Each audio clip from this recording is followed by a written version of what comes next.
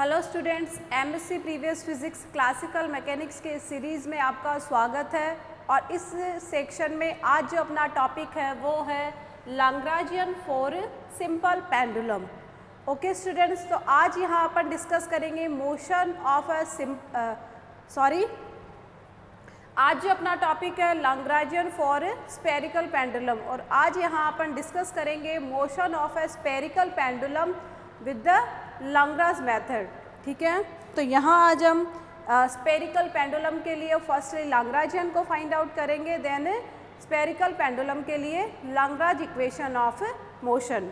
तो देखिए students, spherical pendulum क्या होता है, किस तरीके से इसकी मोशन होती है और किस तरीके से इसका लाग्रांजियन डिस्क्राइब किया जाता है। ठीक है, इन सभी बिंदुओं को अपन पहले यहाँ पे डिस्कस कर लेते हैं। तो देखिए, स्फेरिकल पेंडुलम अपना एक सिंपल पेंडुलम की जैसे ही होता है। ठीक है, लेकिन जहाँ सिंपल पेंडुलम की मोशन 2 डायमेंशन में होती है, वहीं पे जो अपना स्फेरिकल पेंडुलम होता है वो 3 डायमेंशन में मोशन करता है। ठीक है, बात करते हैं अपन सिंपल पेंडुलम की। सिंपल पेंडुलम को अपन पहले डिस्कस कर चुके हैं कि एक कोई भी अपना क्या होता है, मास पार्टिकल होता है, वो किसी रिजिड सपोर्ट से जुड़ा हुआ होता है, और जो स्ट्रिंग होती है, ठीक है, यहाँ कोई मास पार्टिकल एक मासलेस इनएक्सटेंसिबल स्ट्रिंग की हेल्प से रिजिड सपोर्ट से क्या होता है, फिक्स्ड होता है। और जब हम उस मास पार्टिकल को थोड़ा सा डिस्प्लेसमेंट देके यदि अपन छोड़ देते हैं तो इस तरीके से वो मास पार्टिकल ऑसिलेटरी मोशन कर जाता है इन 2 डायमेंशन। ठीक है, तो ये जो सेटअप अपने सामने आता है इसको अपन कहते हैं सिंपल पेंडुलम।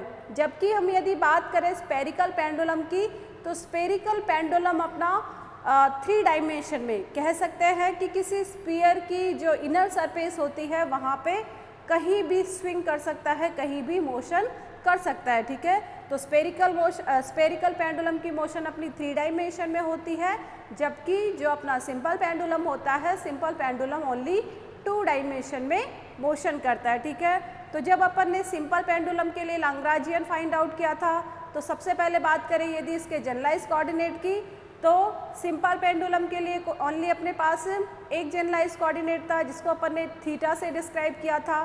ठीक है, लेकिन यहाँ अपन बात करें स्फेरिकल पेंडुलम के लिए, तो स्फेरिकल कोऑर्डिनेट्स में यहाँ देखते हैं अपने पास 3 कोऑर्डिनेट होते हैं, r, थीटा और फाई। ठीक है, तो जब अपना पेंडुलम किसी स्फीयर की इनर सरफेस पे जब मोशन करता है, किसी भी डायरेक्शन में इसकी मोशन हो सकती है, तो r यहाँ पे r कोऑर्डिनेट इसका क्या होता है, फिक्स होता है, और केवल इसके थीटा और फाई कोऑर्डिनेट यहाँ पे वेरी करते हैं। ठीक है, तो बात करें यदि अपन स्फेरिकल पेंडुलम के लिए जनरलाइज कोऑर्डिनेट की, तो यहाँ अपने को कितने जनरलाइज कोऑर्डिनेट मिलते हैं, 2 जनरलाइज कोऑर्डिनेट मिलते हैं, थीटा और फाई। ठीक है, तो जब लाग्रांजियन को फाइंड आउट करने के लिए अपने को पता है कि किसी भी सिस्टम के लिए यदि आपको लाग्रांजियन फाइंड आउट करना है, तो सबसे पहले उसके लिए क्या फाइंड आउट करना रहेगा, उसकी काइनेटिक एनर्जी। ठीक है, तो सबसे पहले अपन इसके लिए काइनेटिक एनर्जी देखेंगे, फिर उसकी पोटेंशियल एनर्जी। ठीक है, क्योंकि the Lagrangian of any system is defined as L equals to T minus V। ठीक है, तो जब अपने पास लाग्रांजियन का एक्सप्रेशन अपने पास आ जाता है, देन उसके लिए Lagrange equation of motion upon find out कर लेते हैं। ठीक है, तो यहाँ आज हम अपने को एक स्फेरिकल पेंडुलम को लेते हुए उसकी मोशन को यहाँ अपने को डिस्क्राइब करना है। ठीक है, तो स्टार्ट करते हैं आज का अपना टॉपिक। ठीक है, सबसे पहले अपन देख लेते हैं कि एग्जाम में यदि अपने पास ये क्वेश्चन आता है तो अपने को किस तरीके से लिख के आना है। ठीक है, तो सबसे पहले अपन स्फेरिकल पेंडुलम को डिफाइन करते हैं। यहाँ पे spherical pendulum, a spherical pendulum is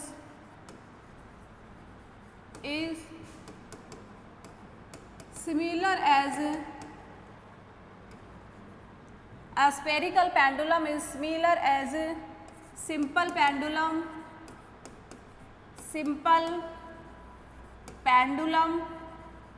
but moves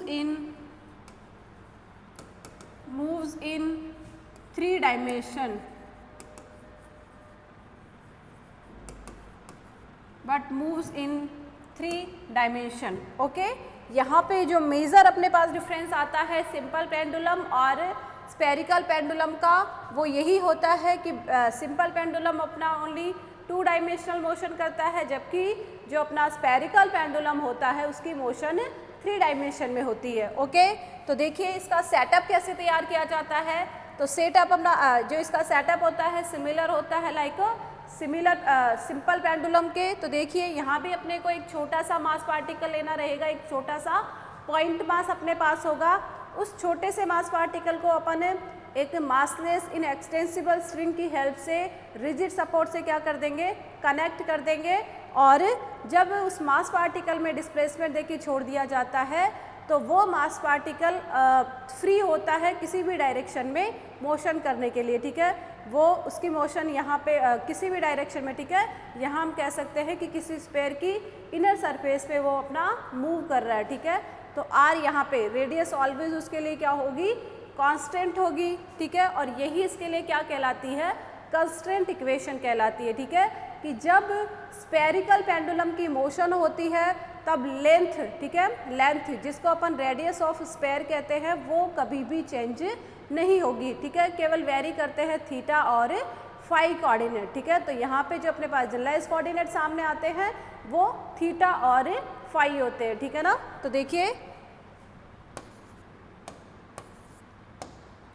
देखिए सेटअप तैयार करने के लिए क्या करना है अपने को, let us consider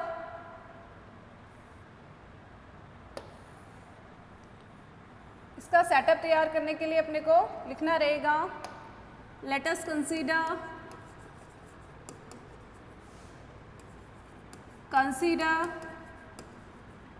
a particle of mass small m is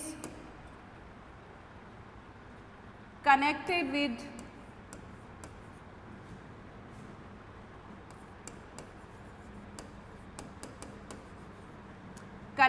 with a massless inextensible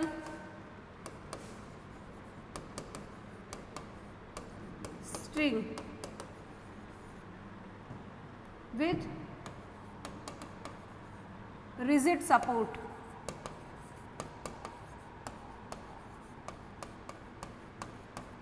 ठीक है, सबसे पहले यहाँ अपन ने क्या लिया है, एक पॉइंट मास अपन ने कंसीडर किया है और वो पॉइंट मास, वो मास पार्टिकल अपना एक इनएक्सटेंसिबल मासलेस स्ट्रिंग की हेल्प से एक रिजिड सपोर्ट से कनेक्टेड है। ओके, तो यहाँ पे देखिए, यहाँ नेक्स्ट अपने को क्या राइट करना है, नेक्स्ट अपने पास आएगा this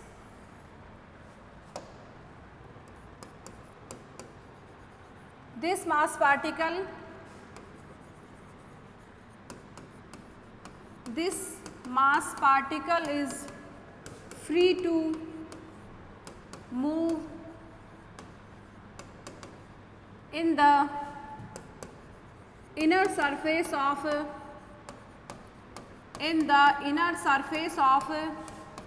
a sphere under gravitational field।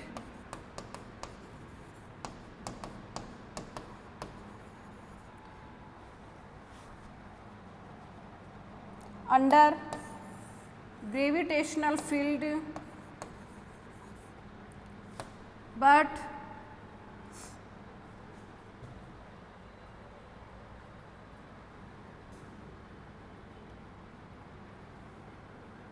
ठीक है, तो देखिए देन द कंस्टेंट इक्वेशन, ये जो अपना मास पार्टिकल है केवल कहाँ मूव कर रहा है अपने पास, inner surface of the sphere. तो यदि रेडियस की बात करें, लेंथ की बात करें तो वो अपने पास यहाँ पे क्या होती है, फिक्स होती है। ठीक है, then the constant equation,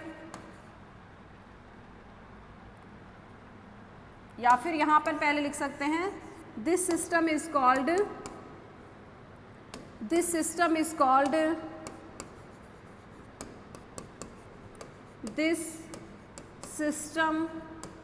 called spherical pendulum, spherical pendulum, ठीक है। इस तरीके का जो सेटअप अपने को मिला है उसी को अपन क्या कहते हैं, स्पेरिकल पेंडुलम, ठीक है।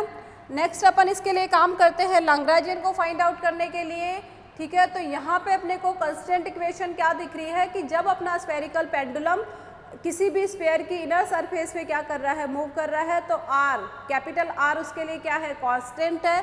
तो कंस्टेंट इक्वेशन किस तरीके से लिखी जाएगी इसके लिए देखिए, and the constant equation, the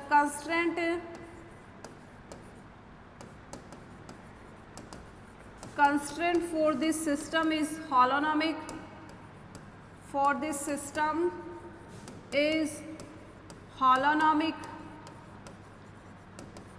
and it is given by, and the constraint equation is given by, constraint equation is given by, equation is given by, ठीक है। यहाँ पे इस सिस्टम के लिए, सेटअप के लिए जो अपने पास कांस्टेंट इक्वेशन आएगी वो लिखी जाएगी आपकी, देखिए x square plus y square plus z square equals to x square plus y square plus z square equals to capital R, ठीक है, where R is the radius of sphere,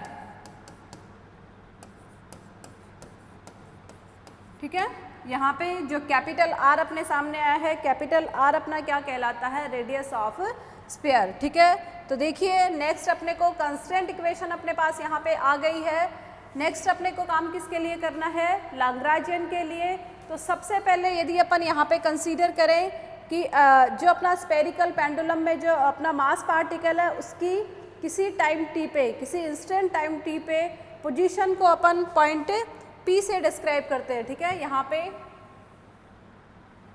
पे diagram में देखिए किसी इंस्टेंट टाइम पे अपन particle की position को इन Cartesian coordinate में यदि डिस्क्राइब करें तो अपने पास पॉइंट P यहाँ अपना आता है जिसकी कोऑर्डिनेट क्या है, एक्स वाई एंड जेड, ठीक है। लेकिन यदि पोजीशन को अपन, इस मास पार्टिकल की पोजीशन को यदि अपन स्पेरिकल कोऑर्डिनेट्स की टर्म में लिखना चाहें तो स्पेरिकल कोऑर्डिनेट्स अपने लिखे जाते हैं आर, थीटा एंड फाई की टर्म में, ठीक है।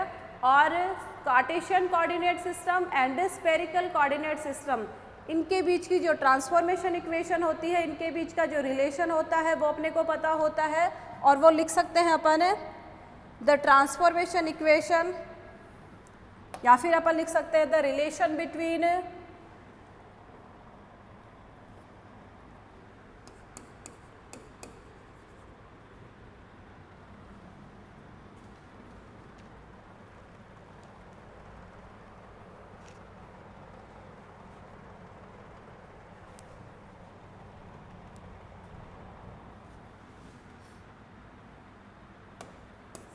ठीक है। Here we can describe, here we can describe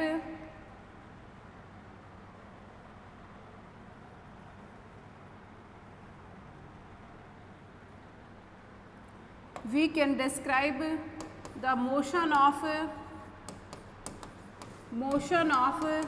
the particle by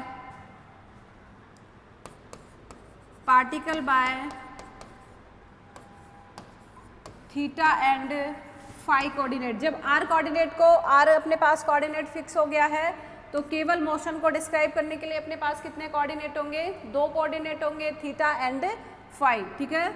so here generalise coordinate कितने हो जाएंगे, जनरलाइज कोऑर्डिनेट अपने पास है ओनली 2, ठीक है। 2 जनरलाइज कोऑर्डिनेट अपने पास यहाँ रहेंगे और वो हो जाएंगे theta and phi.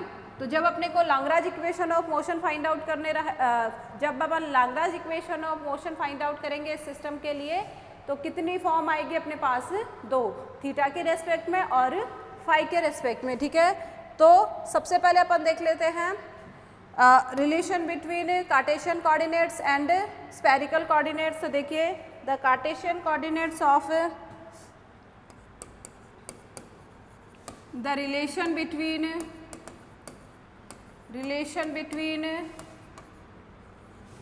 Cartesian coordinates,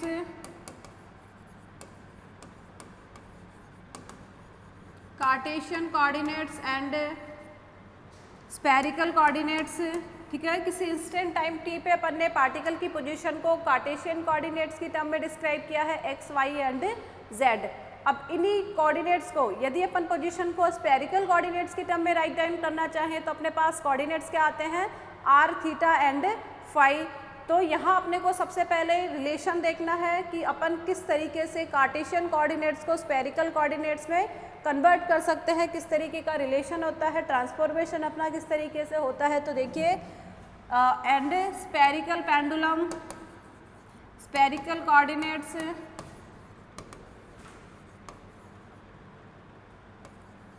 are given by, ठीक है, जो रिलेशन होता है कोऑर्डिनेट सिस्टम को जब अपन स्टडी करते हैं वहाँ अपने पास आता है कि यहाँ x, ठीक है, x की जो वैल्यू आती है डायग्राम में, देखिए डायग्राम में अपने पास है, ठीक है, डायग्राम में यहाँ पे यदि अपन बात करें कोऑर्डिनेट सिस्टम लिया है अपन ने सबसे पहले कार्टेशियन कोऑर्डिनेट सिस्टम। यहाँ पे ये अपने पास x एक्सिस हो जाएगी, ये अपनी y एक्सिस और ये अपनी z एक्सिस। ठीक है, किसी इंस्टेंट टाइम t पर यदि अपन पार्टिकल की पोजीशन को कार्टेशियन कोऑर्डिनेट सिस्टम में लिखना चाहें तो p अपना हो जाएगा function of x, y, z।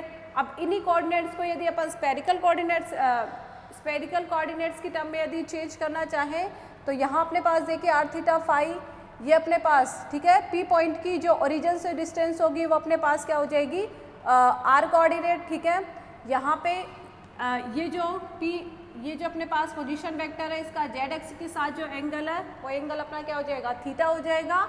और यहाँ पे यदि अपन p की, ठीक है, नीचे वाले प्लेन में xy प्लेन में यदि पार्टिकल पॉइंट p की यदि अपन प्रोजेक्शन देखते हैं तो अपने को ये वाला पॉइंट यहाँ पे ऑब्टेन होता है। ठीक है, तो ये वाला पॉइंट यहाँ पे यदि अपन देखें ये अपने पास क्या हो जाएगा, r cos थीटा। ठीक है, सिमिलरली अपना r cos थीटा है तो ऊपर वाली जो एक्सिस होगी अपनी r sin थीटा हो जाएगी। यहाँ पे नीचे वाले प्लेन में ये इसी की प्रोजेक्शन है तो ये भी अपने को क्या मिलेगा, r sin थीटा मिलेगा।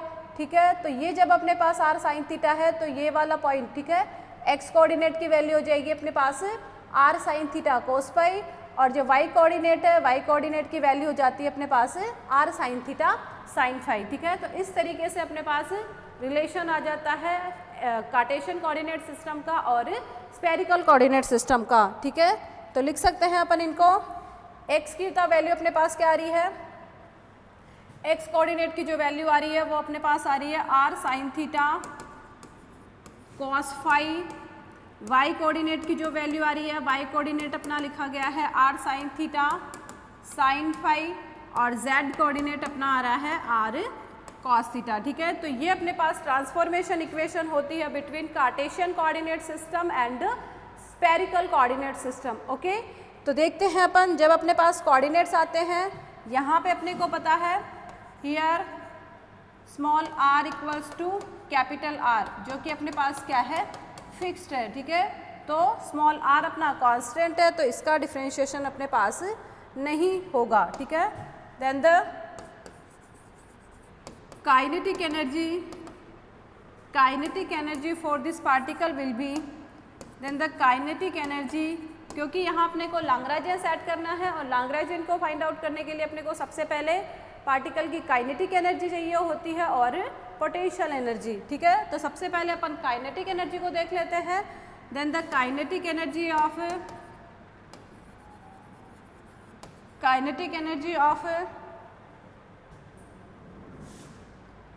सिस्टम विल बी,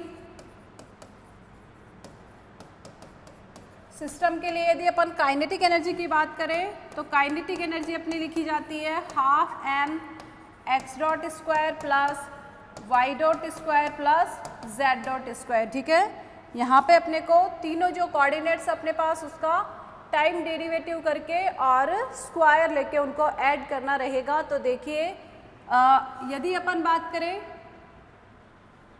यहाँ पे x डॉट की अपन बात करते हैं, फर्स्टली अपने को जो x कोऑर्डिनेट है उसका डिफरेंशिएशन करना रहेगा। तो देखिए x की वैल्यू अपने पास क्या है, r sin theta cos phi, R को यहाँ पे अपन ने आर अपना फिक्स है, तो देखिए एक्स डॉट अपने पास क्या आएगा, आर केवल अपने पास थीटा और फाई दोनों वेरिएबल है, तो इन्हीं का अपने को डेरिवेटिव लेना रहेगा। तो फर्स्ट में अपने पास क्या हो जाता है, R cos theta, theta dot cos phi, और सेकंड में अपने पास क्या हो जाएगा, आर साइन थीटा, माइनस आएगा यहाँ पे negative sign, R sine theta sine phi phi dot. Okay, ये अपने पास किसकी वैल्यू आई है, एक्स डॉट की। सिमिलरली यदि अपन वाई डॉट को फाइंड आउट करना चाहें तो वाई अपना आ जाएगा R cos theta sine phi plus R sine theta cos phi phi dot. ठीक है, और जो z है अपने पास, z आर कॉस थीटा, तो यहाँ अपना हो जाएगा r minus R sine theta theta dot. Okay, तो यहाँ काइनेटिक एनर्जी में अपने को क्या करना है, इनके टाइम डेरिवेटिव को स्क्वायर करके और ऐड करना है। ठीक है, तो जब हम क्या करेंगे, putting this value in equation, okay, तो जो अपने पास x dot y dot and z dot की जो अपने पास वैल्यू आई है, उनको यदि अपन स्क्वायर करके काइनेटिक एनर्जी वाली टर्म में पुट करते हैं तो अपने पास टोटल जो काइनेटिक एनर्जी की वैल्यू आती है वो अपने लिखी जाएगी half m R square into theta dot square plus sine square theta phi dot square. Okay, अब यहाँ पे ठीक है, वहाँ पे सबको अपन स्क्वायर करके रख देंगे तो फाइनली अपने पास ये वाला एक्सप्रेशन आ जाएगा। ठीक है, नेक्स्ट अपने को काम किसके लिए करना है, पोटेंशियल एनर्जी के लिए करना है। तो देखिए पोटेंशियल एनर्जी का जो अपने पास फॉर्मूला होता है लिखा जाता है mgh। ठीक है, तो यहाँ पे यदि अपन डायग्राम में हाइट की बात करें, ठीक है, हाइट अपनी किस कोऑर्डिनेट में है, z कोऑर्डिनेट की तरफ है। देखिए यहाँ पे यदि अपन इसकी हाइट यहाँ देखते हैं तो देखिए हाइट अपनी यहाँ पे, यदि अपन रेफरेंस पॉइंट यहाँ पे लेके चलते हैं, ठीक है, यदि OY एक्सिस की तरफ यदि अपन रेफरेंस पॉइंट लेके चलते हैं तो पार्टिकल की पोजीशन क्या पे है, यहाँ पे है। तो ये जो टोटल अपने पास लेंथ है ये किसको रिप्रेजेंट करेगी, हाइट को। तो यहाँ पे जो h की वैल्यू आएगी अपने पास r cos थीटा से डिस्क्राइब की जाएगी। ठीक है, तो यदि अपन पोटेंशियल एनर्जी को देखें इस पार्टिकल के लिए तो पोटेंशियल एनर्जी अपने लिखी जाएगी mgh, और mgh की वैल्यू आएगी अपने पास mg r cos थीटा। ठीक है, देन द लैग्रांजियन अपना लिखा जाएगा, लैग्रांजियन यदि अपन देखें तो लैग्रांजियन L अपना होता है t माइनस v। तो टोटल यदि इसके लिए लैग्रांजियन की वैल्यू आएगी लिखी जाएगी half m r square theta dot square plus sine square theta phi dot square minus mg r cos theta. ठीक है, तो यहाँ पे जो अपने पास ये फॉर्म आई है किसको रिप्रेजेंट कर रही है, Lagrangian of simple spherical pendulum. Okay, तो यहाँ पे जो इक्वेशन आई है इसको आप लिखोगे इक्वेशन 2। नेक्स्ट यहाँ पे देखिए हियर कितने अपने पास जनरलाइज्ड कोऑर्डिनेट है, थीटा और phi. Here only 2 generalized coordinate, only 2 generalized coordinate theta and phi। then the Lagrange equation of motion, theta और फाई अपने पास दो जनरलाइज्ड कोऑर्डिनेट है, तो दोनों के रेस्पेक्ट में यदि अपन Lagrange equation of motion लिखे, then the Lagrange equation of motion, Lagrange equation of motion can be written as, दोनों के रेस्पेक्ट में यदि अपन Lagrange equation of motion को लिखते हैं can be written as, ठीक है, फर्स्ट जो अपने आएगी थीटा के रेस्पेक्ट में वो अपनी लिखी जाएगी D by D T of del L upon del theta dot minus del L upon del theta equals to 0। ठीक है, और जो दूसरी अपनी लिखी जाएगी Lagrange इक्वेशन ऑफ मोशन वो लिखी जाएगी फाई कोऑर्डिनेट के रेस्पेक्ट में, और जिसे अपन लिख सकते हैं dy/dt of del L upon del phi dot minus del L upon del phi equals to 0। ठीक है, तो ये जो आपके सामने इक्वेशन है, इक्वेशन थर्ड और फोर्थ, इनको अपन डिनोट कर देते हैं। ये आपके पास इक्वेशन थर्ड होगी और ये अपने पास इक्वेशन फोर्थ। तो इक्वेशन थर्ड और फोर्थ में अपने को किस किस की वैल्यू चाहिए? फर्स्टली अपने को वैल्यू चाहिए del L upon del theta dot. ठीक है, तो del L upon del theta dot को निकालने के लिए अपने पास जो एल की वैल्यू आई है उसका अपने को थीटा डॉट के रेस्पेक्ट में क्या करना रहेगा? डिफ्रेंशिएशन करना रहेगा। तो यहाँ अपने पास आ जाएगा हाफ एम आर स्क्वायर अपना एज इट इज़ रहेगा, और जब अपन थीटा डॉट स्क्वायर का करेंगे तो वो अपना आएगा 2 थीटा डॉट। 2 से 2 को जब अपन कैंसिल कर देते हैं तो ये अपना लिखा जाएगा m R square theta dot. Similarly अपने को del L upon del theta की वैल्यू निकालनी है, तो del L upon del theta को निकालने के लिए जो लैग्रेंजियन है अपने पास उसका अपन थीटा के रेस्पेक्ट में करते हैं डिफ्रेंशिएशन। तो देखिए आपका वैल्यू आती है हाफ एम आर स्क्वायर अपना एज इट इज़ रहेगा, साइन स्क्वायर थीटा का अपने पास होगा 2 sine theta cos theta. Okay, और मल्टीप्लाई में है अपना फाई डॉट स्क्वायर। जो अपने पास सेकंड टर्म है, सेकंड टर्म में भी अपने पास थीटा के रिस्पेक्ट में होगा, और यहाँ अपने पास वैल्यू आएगी m g R sine theta. ठीक है, कोस थीटा का माइनस साइन थीटा। तो यहाँ पे थीटा के रेस्पेक्ट में अपन ने दोनों डिफ्रेंशिएशन कर दिए हैं। नेक्स्ट फाई के रेस्पेक्ट में यदि अपने को करना रहे, फाई डॉट के रेस्पेक्ट में जब अपन करेंगे तो देखिए फाई डॉट के रेस्पेक्ट में अपने पास आता है half m R square sine square theta 2 phi dot, half m R square sine square theta 2 phi dot. Okay, 2 से 2 यहाँ अपना कैंसिल आउट हो जाएगा और अपने पास बचेगा m R square sine square theta phi dot. Okay, ये अपने पास किसकी वैल्यू आई है?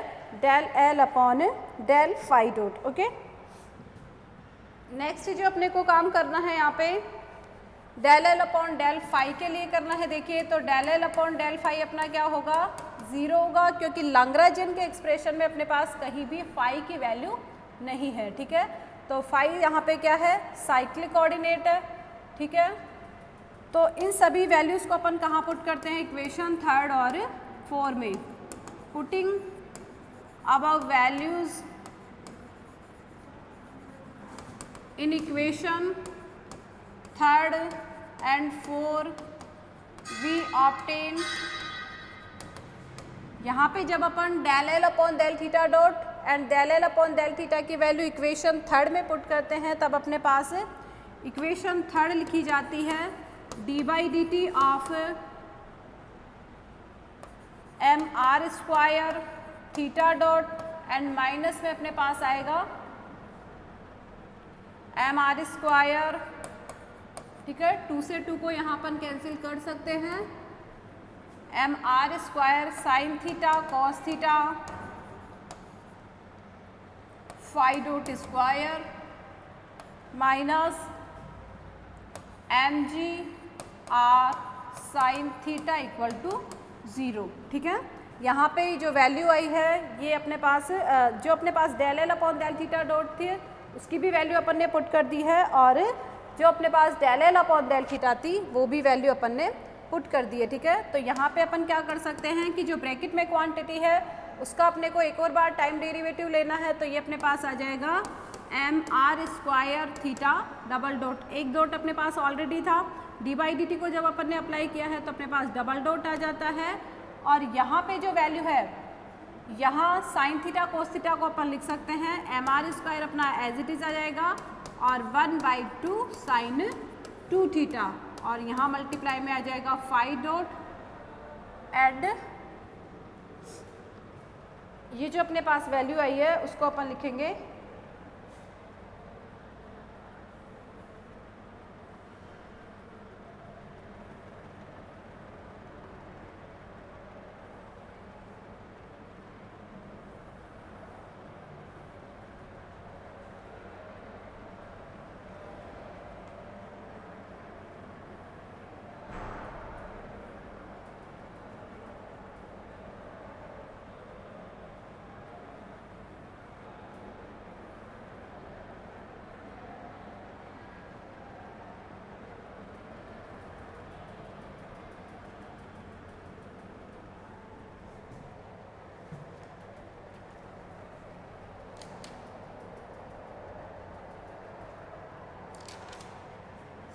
ठीक है। तो यहाँ पे अपन लिख सकते हैं minus mgr sine theta equal to 0। तो ये अपने पास इक्वेशन ऑफ मोशन हो जाएगी, ठीक है। यहाँ पे ये अपने पास इक्वेशन ऑफ मोशन हो गई थीटा डॉट के रेस्पेक्ट में।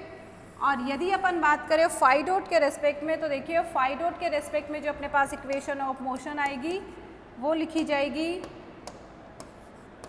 D by D T of del L upon del phi dot की वैल्यू क्या है अपने पास एम आर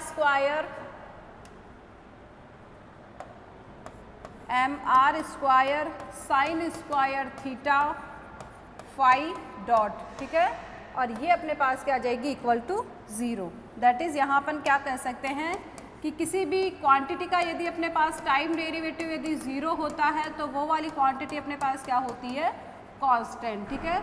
तो theta dot and phi dot दोनों के रेस्पेक्ट में अपन ने इक्वेशन ऑफ मोशन को फाइंड आउट कर लिया है, ठीक है।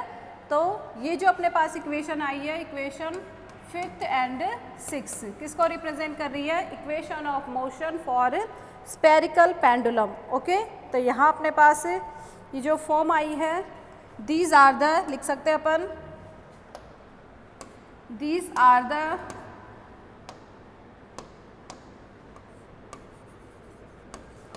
Equation of motion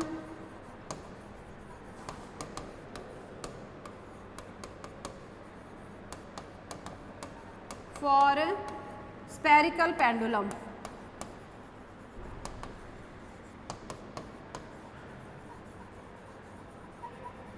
These are the equation of motion for spherical pendulum, okay. तो यहाँ पे ही जो अपने पास इक्वेशंस आई है इन्हीं को अपन क्या कहते हैं equation of motion for spherical pendulum, okay.